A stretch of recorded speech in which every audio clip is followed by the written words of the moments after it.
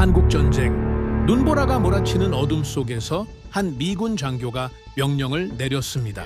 계속 이동한다. 그 한마디 뒤로 총성이 울렸고 비명이 들렸습니다. 그리고 아무도 돌아보지 않았죠. 70년이 흘렀습니다. 그 장교는 미 국방부 산하 트라우마 분석관이 됐어요. 3천 명의 전쟁을 숫자로 정리하며 살아왔죠. 감정은 지운 지 오래였습니다. 그런데 어느 날 50년을 침묵으로 버텨온 한 남자가 단 하나의 노래에 무너지기 시작했습니다. 그 노래는 한국의 노래였어요. 왜 하필 그 노래였을까요? 그리고 그 장교는 왜 70이 넘은 나이에 한국행 비행기에 올랐을까요? 지금부터 그 이야기를 들어보겠습니다. 세계를 병합시킨 한국의 저력, 감동 복조리가 그 위대한 진실의 문을 엽니다. 나는 평생 숫자를 믿어왔죠. 전사자 몇 명, 부상자 몇 명, 작전 성공률 몇 %. 전쟁은 결국 숫자로 정리됩니다. 감정이 끼어드는 순간 판단이 흐려지거든요. 그게 내가 24년간 군에서 배운 전부였습니다. 한국 전쟁은 마지막 불씨를 태우고 있었죠. 정전 협상이 진행 중이었지만 전선은 살아있었고 우리 부대는 후퇴 명령을 받았습니다. 그날 밤은 유독 추웠어요. 눈은 허리까지 쌓여 있었고 바람은 두꺼운 군복을 뚫고 살을 파고들었죠. 시야는 10m도 확보되지 않는 상황이었습니다. 산들 3명, 완전 군장, 침묵 이동. 멈추면 죽을 수 있었거든요. 우리에게 주어진 명령은 단순했습니다. 속도 유지, 접촉 금지. 그런데 멈추지 않을 수 없는 상황이 생겼죠. 피난 행렬이었습니다. 눈보라 속에서 그들이 불쑥 나타났어요. 노인, 아이, 부상당한 사람들. 얼마나 많은지 셀 수도 없었죠. 몸을 끌며 걷는 사람도 있었고 누군가의 등에 업혀가는 사람도 있었습니다. 대부분은 맨발이거나 다 해진 천 조각으로 발을 감싼 상태였어요. 영하 20도의 눈밭에서 말입니다. 그 순간 제 눈에 아이 하나가 들어왔습니다. 6살, 많아야 7살. 그 아이는 걷지 못하는 노인의 손을 두 손으로 꼭 붙잡고 있었죠.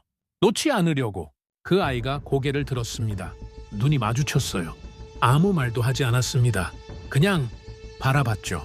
그 눈을 나는 아직도 기억합니다. 70년이 지난 지금도. 바로 그때 옆에서 부하 병사가 낮게 물었어요. 대위님, 이 사람들 버리고 갑니까? 나는 대답하지 않았습니다.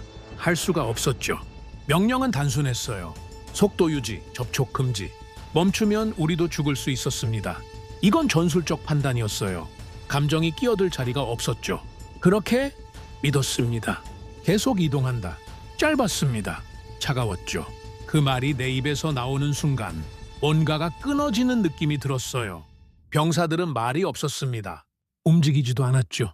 몇 초였을 겁니다. 그 침묵이. 결국 우리는 움직였어요. 저 아이가 따라오고 있습니다. 뒤에서 누군가 속삭였습니다. 나는 앞만 봤어요. 발자국을 셌죠. 10, 20, 30. 숫자를 세면 다른 생각이 멈추거든요. 보지 마라. 계속 가. 그리고 총성이 들렸습니다. 뒤에서였어요. 하나가 아니었습니다. 연속이었죠. 그 다음엔 비명. 그리고 아무 소리도 나지 않았습니다. 뒤에서 총성이 들립니다. 속도 유지해라. 아무도 돌아보지 않았어요. 나도 돌아보지 않았습니다. 발자국만 셌죠. 40, 50, 60. 눈은 계속 내렸어요.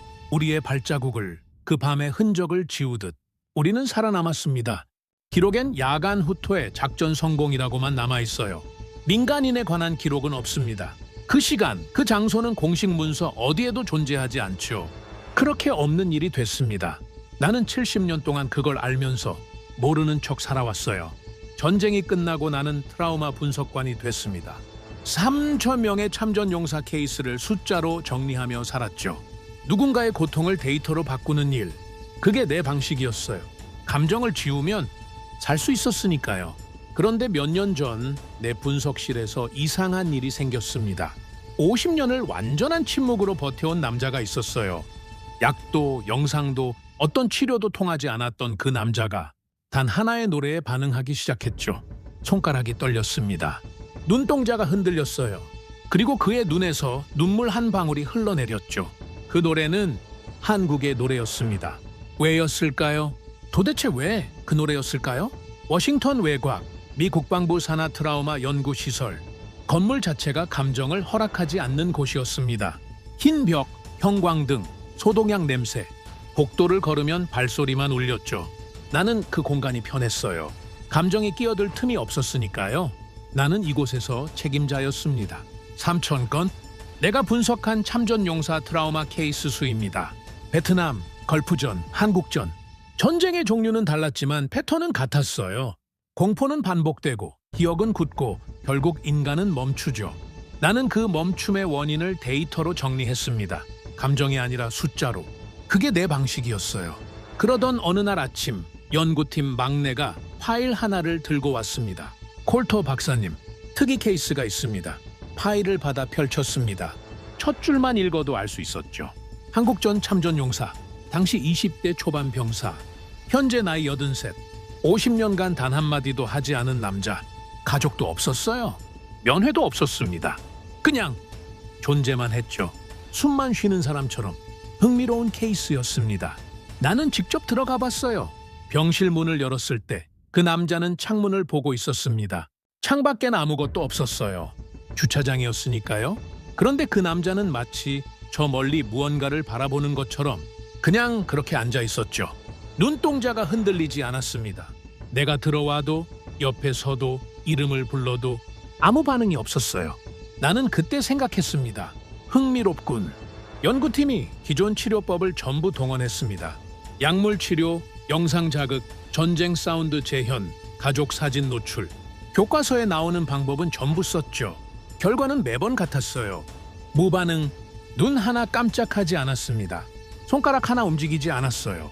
심박수도, 혈압도, 피부 반응도 수치상으로만 보면 그냥 살아있는 기계 같았죠. 결국 팀 회의가 열렸습니다. 연구원 중 가장 경력이 긴 박사가 먼저 입을 열었어요. 이 케이스는 불가능합니다. 우리가 할 수 있는 건 없어요. 다들 고개를 끄덕였죠. 당연한 결론이었습니다. 의학적으로 설명이 안 되는 케이스였으니까요. 기록만 남기고 종료하는 게 맞을 것 같습니다. 나는 그 말을 들으며 파일을 내려다 봤습니다. 50년, 이 남자가 침묵한 시간. 전쟁이 끝난 뒤에도 끝나지 않은 전쟁을 안고 살아온 세월. 모두가 나를 봤습니다. 책임자니까요. 내 한마디면 종료였죠. 나는 파일을 덮었습니다. 포기가 아니라 기록이다. 연구원 하나가 고개를 들었어요. 반응이 없는데 뭘 기록합니까? 나는 의자에서 일어나며 말했죠. 반응 없는 것도 데이터다. 회의실이 조용해졌습니다. 사실 그때 내가 왜 그 케이스를 놓지 못했는지 지금은 압니다.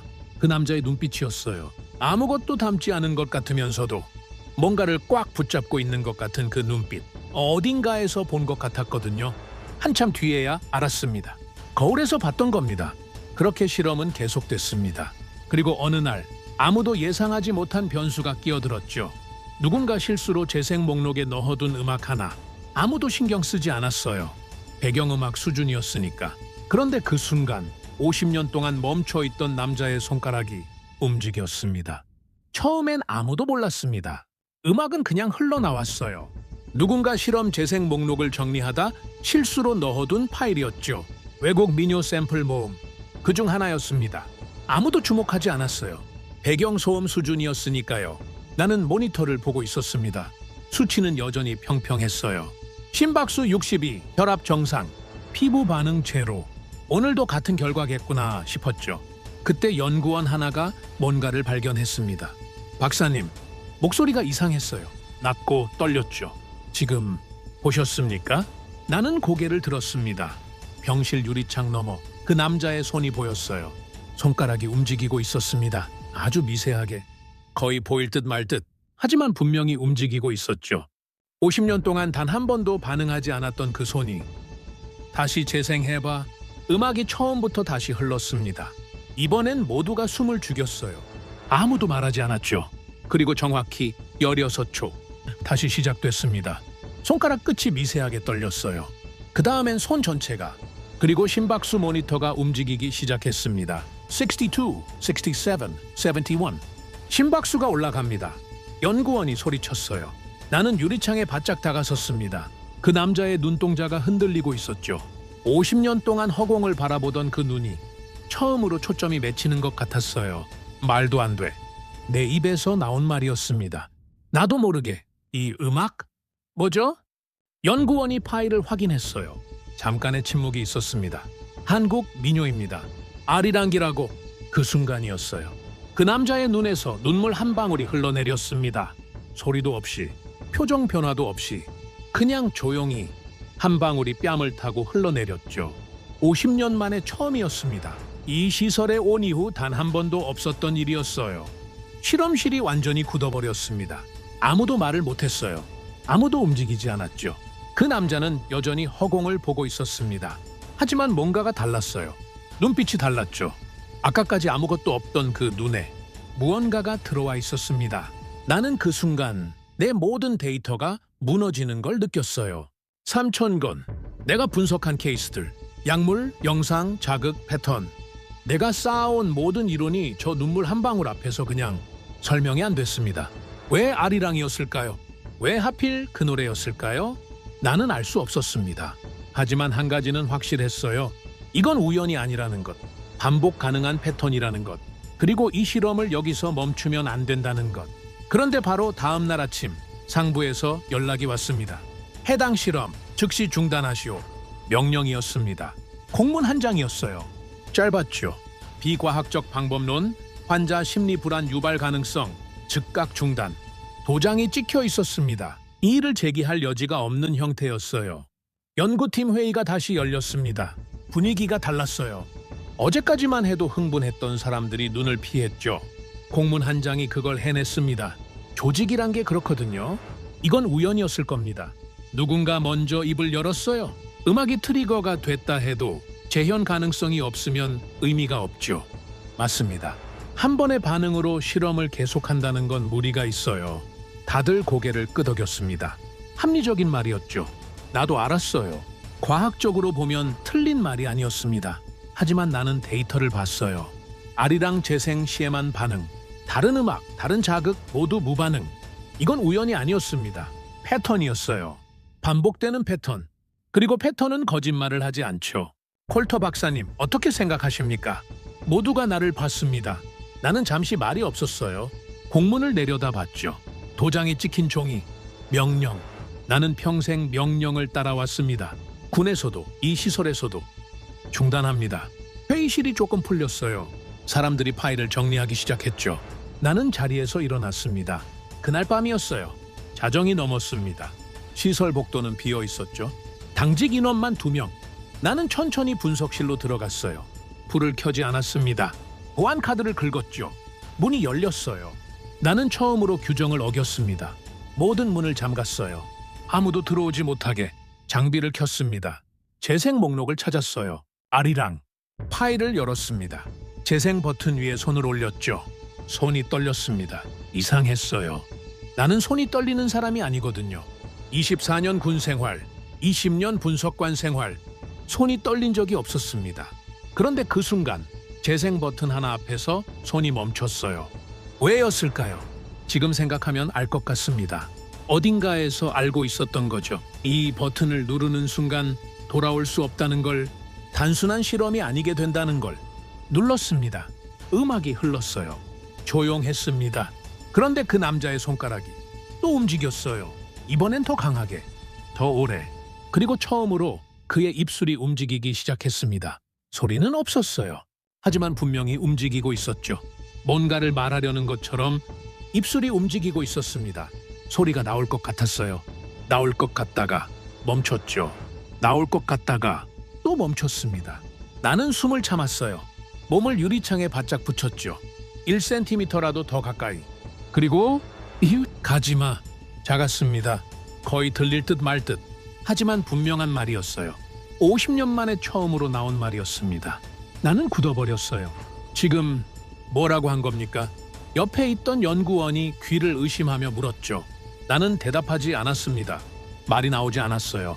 그냥 그 남자를 바라봤죠. 그의 눈이 달라져 있었습니다. 허공을 보던 눈이 아니었어요. 뭔가를 보고 있었습니다. 지금 이 방이 아닌 다른 무언가를 계속 말하게 해. 내 목소리였는지 확신이 없었어요. 그냥 나온 말이었습니다. 음악이 계속 흘렀어요. 그 남자의 입술이 다시 움직였습니다. 그 아이가 따라왔다.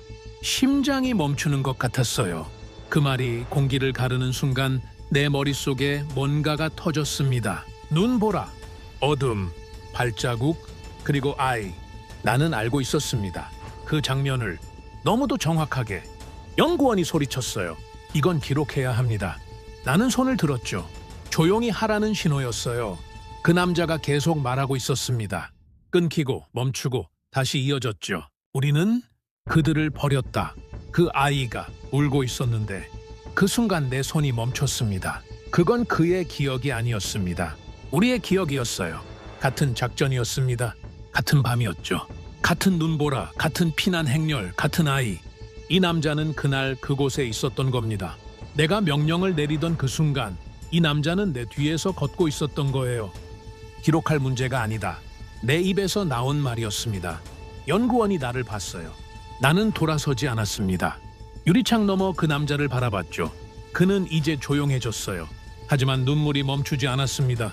소리도 없이, 표정도 없이 그냥 계속 흘렀죠. 나는 그날 밤 그 방을 오래 떠나지 못했습니다. 그 한마디가 70년을 찢어버렸으니까요. 다음 날 아침 연구팀 전원을 불렀습니다. 공문, 상부 명령, 잠시 내려놓기로 했어요. 어젯밤 내가 목격한 것, 그것만으로 충분했으니까요. 나는 녹음 파일을 틀었습니다. 가지마. 그 한마디가 회의실에 울렸죠. 아무도 말하지 않았습니다. 재현 테스트를 진행합니다. 내가 먼저 입을 열었어요. 대상은 한국전 참전용사 전원. 동일 음악, 동일 조건. 결과를 봅시다. 누군가 손을 들었어요. 콜터 박사님, 상부 명령이. 알고 있습니다. 짧게 끊었죠. 그걸로 끝이었어요. 테스트가 시작됐습니다. 첫 번째 병실. 한국전 참전자였습니다. 78살. 5년째 침묵 상태. 아리랑이 흘렀습니다. 30초. 아무 반응이 없었어요.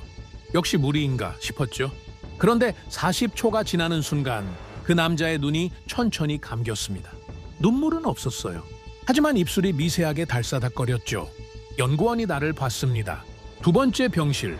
이번엔 반응이 빨랐어요. 음악이 나오자마자 10초 만에 손이 올라왔습니다. 가슴 위로, 스스로. 그리고 소리 없는 울음이 시작됐죠. 세 번째 병실에선 이름을 불렀습니다. 누군가의 이름이었어요. 한국어 이름인지도 몰랐습니다.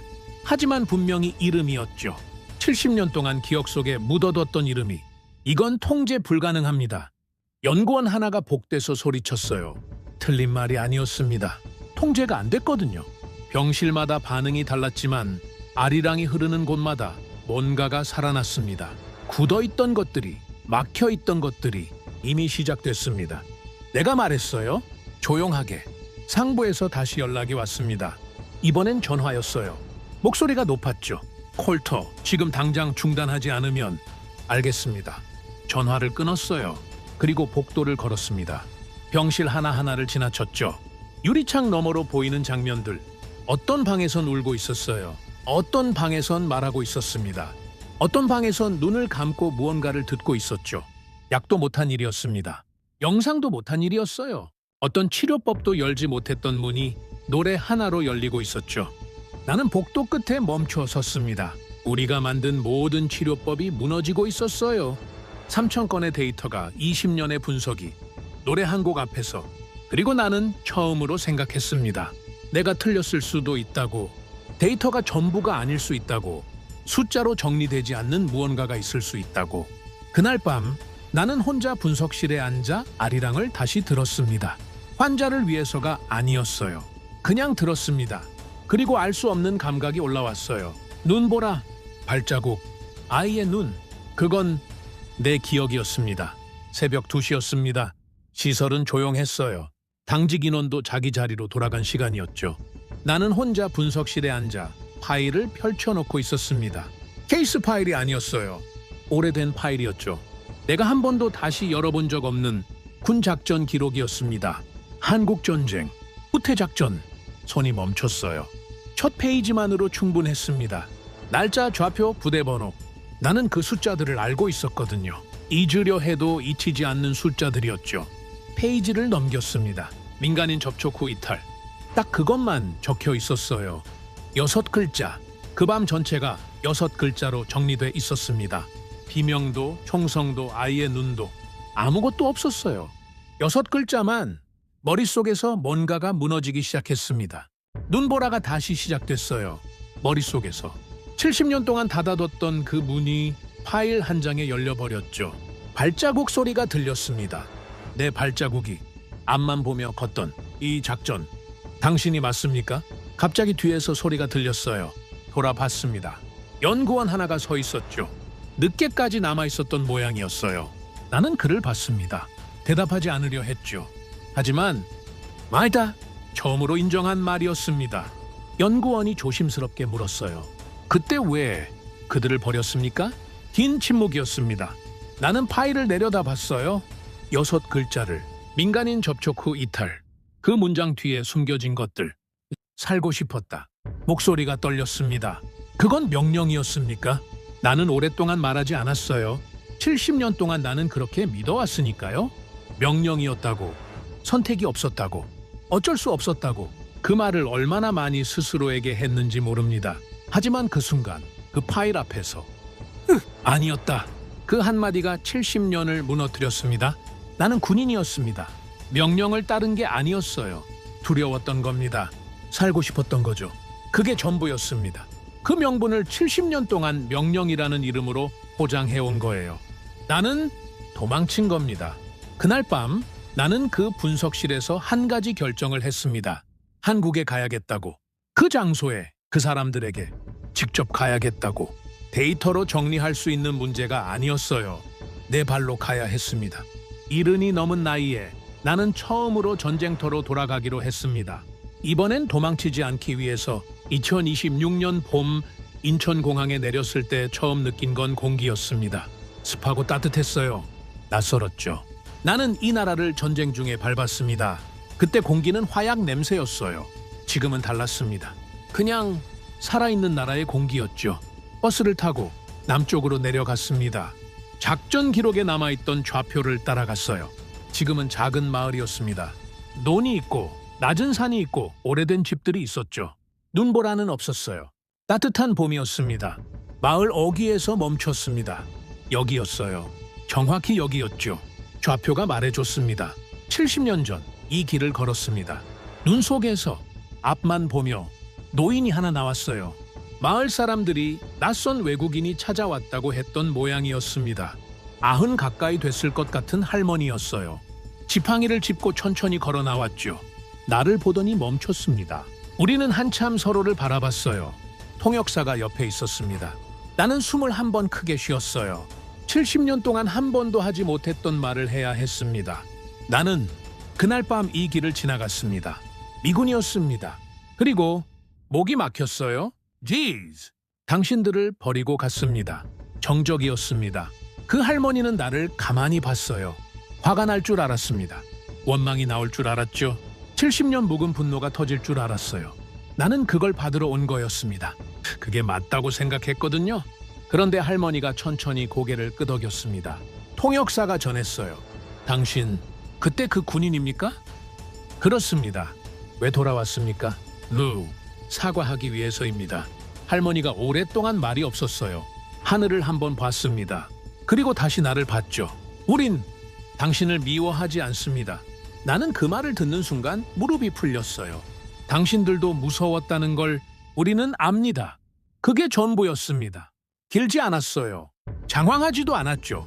그냥 그 한마디였습니다. 하지만 나는 그 자리에서 70년을 버텨온 것들이 한꺼번에 무너지는 걸 느꼈어요. 눈물이 났습니다. 나는 전장에서 울어본 적이 없었어요. 전우를 잃어도 울지 않았습니다. 감정을 지웠으니까요. 하지만 그날 한국의 작은 마을에서 원망 한마디 없는 그 말 앞에서 나는 70이 넘은 나이에 처음으로 울었습니다. 한국은 전쟁을 겪었습니다. 나보다 훨씬 깊이, 훨씬 가까이. 그런데도 그들은 그 고통을 원망으로 갚지 않았어요. 그게 나는 이해가 안 됐습니다. 분석이 안 됐죠. 어떤 데이터로도 설명이 안 됐어요. 그냥 그런 사람들이었습니다. 나는 평생 전쟁을 숫자로 정리해 왔습니다. 누가 죽었는지, 얼마나 잃었는지 전부 데이터로 남겼죠. 하지만 단 한 번도 그 숫자 속에 있던 사람을 제대로 본 적이 없었어요. 그날 나는 그들을 버렸습니다. 그리고 70년 동안 그 사실에서 도망쳤죠. 한국은 달랐습니다. 그들은 그 고통을 기억하면서도 나를 미워하지 않았어요. 나는 그제야 알았습니다. 전쟁을 끝내는 건 총이 아니라는 걸, 사람이라는 걸. 진짜 강한 나라는 이기는 나라가 아니라 용서할 수 있는 나라라는 걸 나는 이제 압니다. 내가 살아남은 게 아니었다는 걸, 한국에서 비로소 살기 시작했다는 걸. 오늘 이 이야기 끝까지 함께 해주셔서 진심으로 감사드립니다. 이 채널은 여러분 한 분 한 분의 관심으로 이어갑니다. 구독과 좋아요로 응원해 주신다면 그 마음 잊지 않겠습니다. 세상이 기억해야 할 또 다른 이야기로 다시 찾아뵙겠습니다.